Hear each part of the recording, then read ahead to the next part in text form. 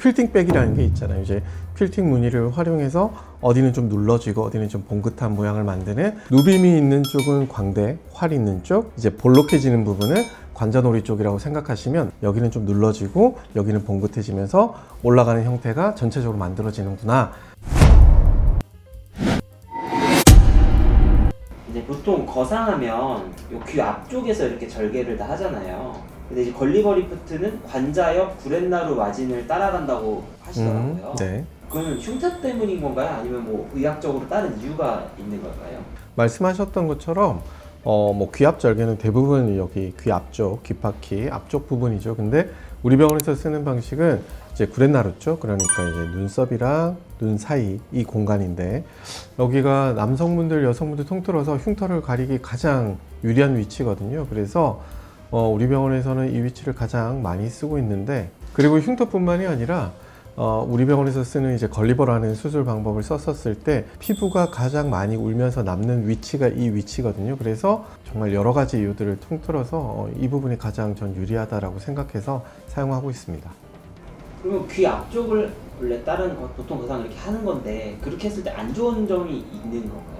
안 좋은 점이라기보다는 좀 우리 병원이랑 다른 점이 있는데, 귀 앞쪽 절개를 하게 되면 아무래도 얼굴이 이제 45도 방향으로 좀 넓어지니까 광대가 좀 부각돼 보일 수 있는 그런 면들이 있죠. 그런데 우리 병원에서 쓰는 걸리버 방식은 거의 대부분 수직 방향으로 고정을 많이 하게 되니까 얼굴이 넓어져 보이는 부분을 좀 최소화시킬 수 있다 라고 생각해 볼 수도 있고, 또 중요한 이유 중에 하나가 대부분 한국인들 체형 특성상 관자놀이 부분이 좀 꺼져 있는 분들이 많거든요. 그런데 그쪽 부분을 좀 마스킹할 수 있죠. 그래서 고정을 하면서 피부가 우는 부분들은 해결하고, 그리고 이제 좀 팽팽한 느낌을 만들면서 어떻게 보면 관자놀이가 좀 꺼져 있는 부분을 좀 채울 수 있다 라는 장점도 있어서 정말 여러 가지 좋은 장점들이 많은 것 같아서 저는 그쪽 부분을 애용하고 있습니다.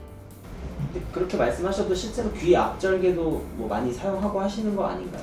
피부가 너무 많은 양이 남는다 라고 할 때는 아무래도 귀 앞 절개가 반드시 필요한 경우들도 있죠. 그래서 그럴 때는 이제 구렛나루와 더불어서 귀 앞 절개도 함께 해서 수술을 진행하는 경우도 있고요. 대신에 뭐 스마스가 좀 벌어져 있는, 그러니까 우리 병원에서 이제 항상 기준이 있는 그 기준점 이하인 경우에 있어서는 차라리 울서마지 같은 시술을 권유해 드리는 경우들도 꽤 있습니다.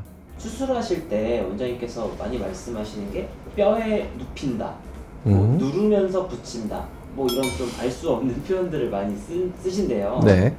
그 누른다는 표현은 이게 좀 올라간다, 뭐 처진 걸 올린다 이런 거랑은 조금 반대되는 개념 같은 느낌이 들어요. 일반적으로 환자분들이 이제 뭐 리프팅을 한다라고 하면 광대 위쪽으로 이제 당기는 것만 생각을 하시는데, 저는 이제 뼈 쪽으로 눕힌다라는 걸 이제 설명드릴 때 어떤 의미로 설명드리냐면, 퀼팅 수철을 이제 설명드리고 싶어서 그렇게 말씀을 드리는 거거든요. 여성분들이 이해하시기 편하게는 퀼팅백이라는 게 있잖아요. 이제 퀼팅 무늬를 활용해서 어디는 좀 눌러지고 어디는 좀 봉긋한 모양을 만드는 그런 용도. 그리고 남성분들은 이제 군대에서 이제 깔깔이라고 부르는 누빔 처리된 옷들을 생각해 보시면 되는데, 어디는 밀착이 강하게 안쪽으로 되고 위쪽으로 약간 봉긋해지면서 뭔가 입체적인 형태, 그리고 올라간 듯한 형태를 만드는데, 그 방식을 응용해서 퀼팅백 생각하시면 가장 이해하시기 좀 편하지 않을까, 저는 그렇게 생각합니다.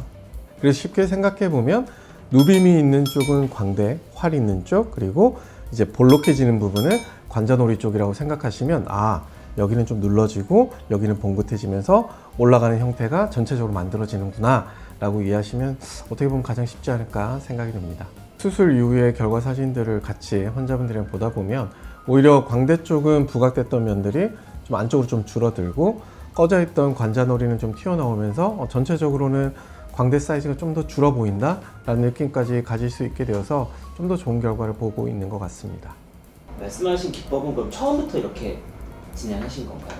사실 처음부터 이렇게 다들 생각할 수는 없고, 수술할 때 저희들 병원에서 이제 걸리버 주로 수직으로만 고정을 많이 하다 보니까 광대 활 쪽에서 이제 걸리면서 광대가 좀 커져 보인다 라는 부분을 말씀하시는 환자분들이 많이 계셔서, 그럼 이걸 좀 더 어떻게 해결을 해볼까, 대신에 효과는 또 떨어지지 않아야 되니까 이러면서 이제 퀼팅 수철을 활용해서 퀼팅백처럼 광대 쪽이 조금 더 눌려지고 상대적으로 관자놀이가 좀 더 채워지는 방향으로 해보자 라고 해서 이제 고안한 방식이죠.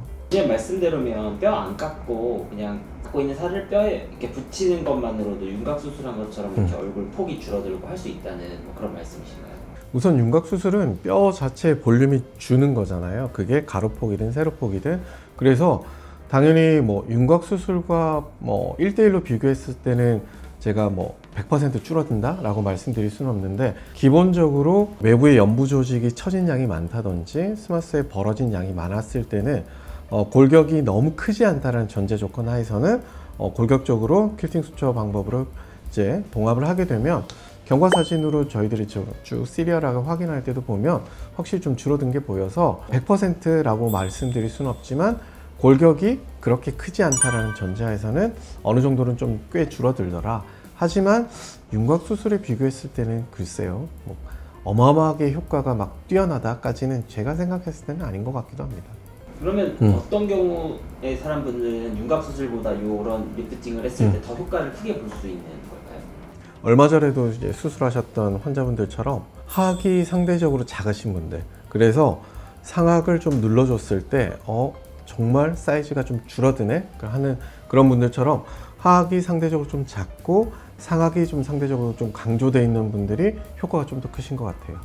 지금 설명드렸던 방식은 절대 적용하면 안 될 것 같은데 라고 하는 분들도 꼭 계시거든요.